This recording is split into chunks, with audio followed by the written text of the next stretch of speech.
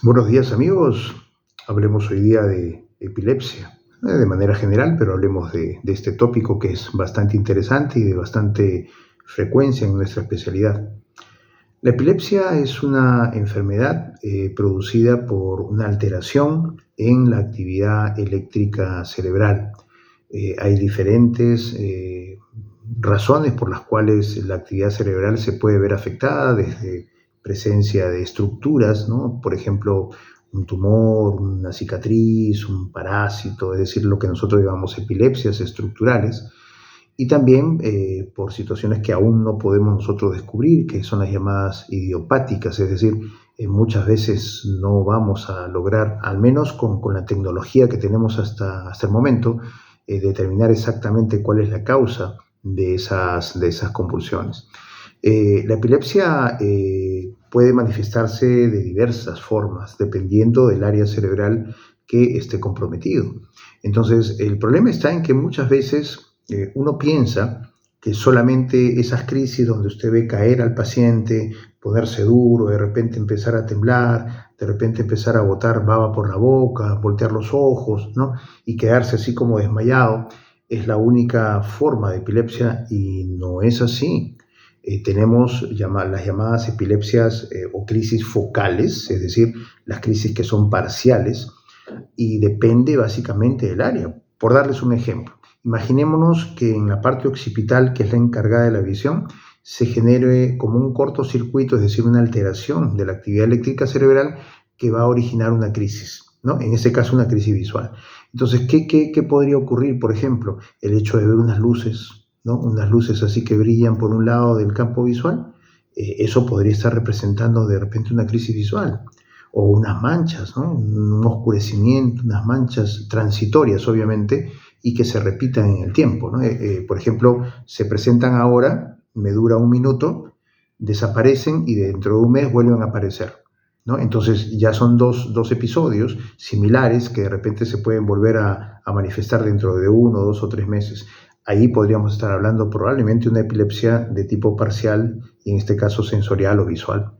Pero igual puede ocurrir a nivel auditivo, con sonidos, con música, con palabras, es decir, pueden ocurrir de mil formas. Hay otro tipo de crisis que son las más frecuentes, digamos, que son las motoras. Ustedes pueden observar que de repente su manito se le hace así, o un dedito se le hace así, o de repente la carita se le mueve. Claro, esas son crisis motoras, esas son más fáciles de determinar, pero a veces son también adormecimientos, o sea, no son movimientos, sino uno siente como un adormecimiento, una frialdad, como un calambre, como una sensación de ardor. Hay muchos tipos de crisis, en este caso sensitivas.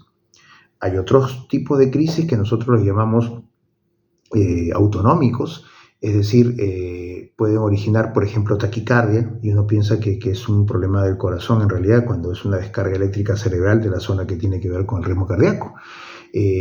Puede haber una sensación como de algo que presiona acá en la zona del epigastrio, ¿no? En lo que le llaman la boca, el estómago, y de repente uno siente como que se le baja la presión, se pone pálido, morado, rojo, de diferentes colores a veces, y siente como que algo le va a suceder, ¿no? O como un miedo.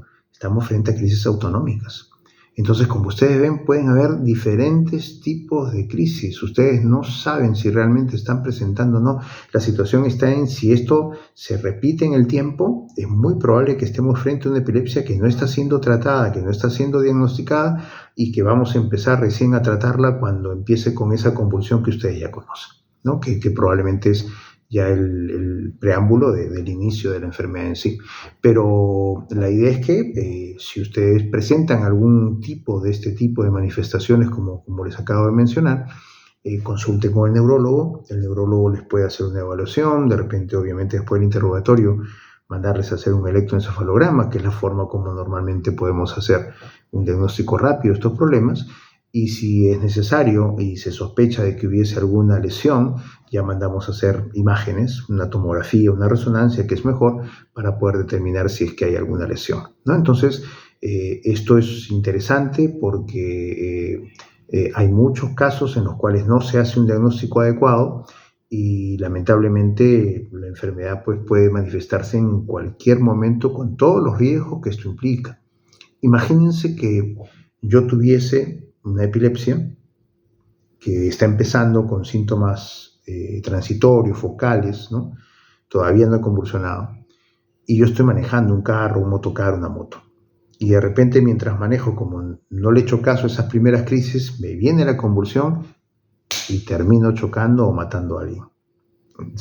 ¿Me entienden? El riesgo que existe detrás de esto si es que no se hace un diagnóstico, ¿no? Igual, hay muchos casos de pacientes que de repente no le han hecho caso a esto, están cocinando y de repente se han caído encima de la candela, ¿no? O sea, de la cocina, han terminado ellos quemándose, ¿no? Simplemente porque no pensaron que en algún momento la crisis se iba a presentar. Entonces hay riesgos que pueden ocurrir cuando de repente el paciente no hace un diagnóstico a tiempo del problema y este se manifiesta ya de una manera general, poniendo en riesgo la vida del paciente. Entonces, por eso es importante que ustedes puedan hacer una consulta con el especialista y el especialista determinar si es que ustedes están padeciendo algún problema relacionado con epilepsia.